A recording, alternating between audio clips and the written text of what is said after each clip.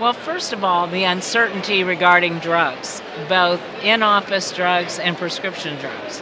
In-office drugs, Medicare has threatened, we don't know if it's actually going to happen, but it's been mentioned by the Trump administration in several interviews that they're going to go to some sort of international pricing for both public and possibly private payers to tie our in-office drugs to international pricing, or to change the pricing mechanism from ASP plus 6 to possibly ASP plus a fixed amount. The other thing that has been brought up is also Medicare, what we call Medicare white bagging, or the CAP program, where Medicare would supply certain drugs to the practice without the practice being able to buy and bill.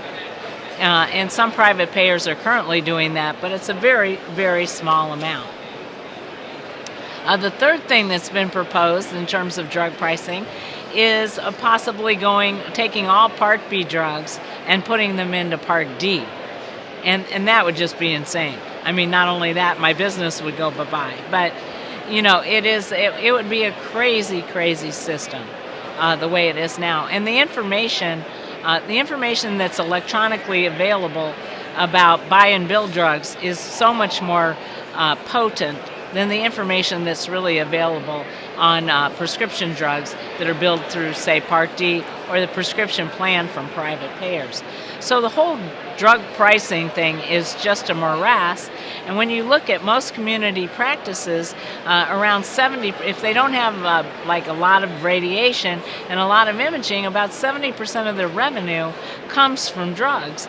And so to change the entire drug pricing system makes the future very uncertain for community practices and for some cancer clinics in the hospitals. The daily challenge is really prior authorization. And prior authorization is just a nightmare for most practices. For one thing, sometimes it is turned down the first time around, and so the nurse or the biller that goes to get prior authorization has to get an available physician. That physician has to find an available physician, medical director at the plan, and that can sometimes take a matter of days, and the patient is waiting for treatment.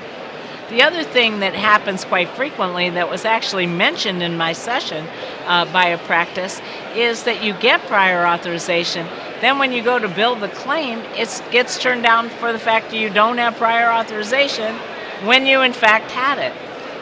There's a tremendous disconnect between the payer, between the utilization review company that is doing the prior authorization and those people that are paying the claims. So it is a really, really, really bad thing for patients because they're sitting there waiting to get treatment, and there are all these stall tactics by the plan, and then once you bill the claim, it can get turned down for prior authorization. In addition, if it doesn't get turned down for prior authorization, quite frequently the plan asks for more and more information, and this takes more and more resources from the practice to fulfill getting that claim paid. So it is a horrible, horrible process, and it's not just true in oncology. It's true in many other specialties. In fact, the AMA has been looking into it for the last 2 years. And the American College of Cardiology is in fact doing a clinical study on it to show how much it impacts treatment of cardiac patients. And the third challenge that we have right now is the change in E&M services. Every doctor and advanced practitioner in all specialties, not just in oncology, bill evaluation and management services. In 2019, those services are going to go into a major overhaul. And so every physician that bills evaluation and management services, along with all the advanced practitioners that do, are going to have to be educated, particularly in oncology, because we bill a lot of higher level visits.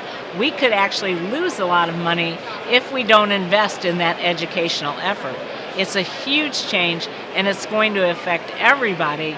And the people at this conference have already had plenty of education, including in my session, and we did education at the end of last year, and we'll do education all of next year. But the people that worry me are not the people at this conference. It's the people out there that don't go to any conferences, and all of a sudden this major change is going to take place, and their revenue could drop off in this evaluation and management area. And it could be more important to their practice than it is to many, many other very large practices that have a great number of services.